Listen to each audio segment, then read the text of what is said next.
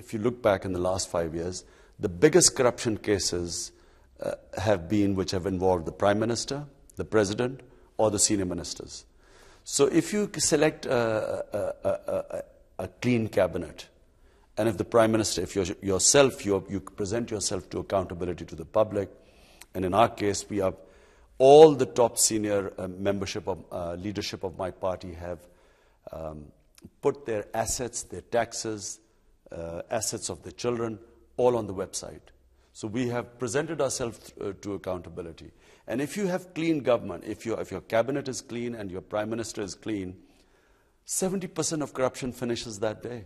The rest, we just strengthen our systems, strengthen our institutions, have check and balances, have spending through local government rather than centralized, have an independent accountability, independent from the government, have an independent investigation in Pakistan. But the dire state of the Pakistani economy is often cited as big a threat to the country as extremism.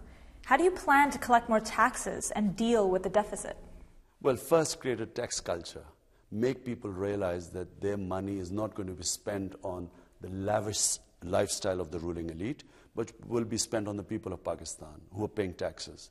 That tax culture has to be created. The ruling elite or the people who are governing must have an austerity drive to give people a feeling that their taxes are not going to be wasted on us. It will be spent on them. And then the Prime Minister, the Cabinet, they must pay taxes themselves.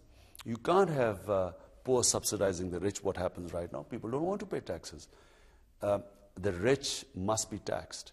Analysts have said that power shortages at factories crimp growth by about 3 to 4% every year in Pakistan.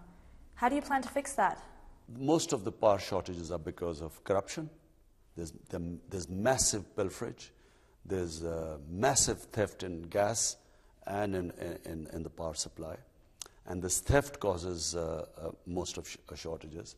Secondly, it is mismanagement. So if you fix the management and cut out the corruption, actually you can, in the short term, alleviate these power shortages.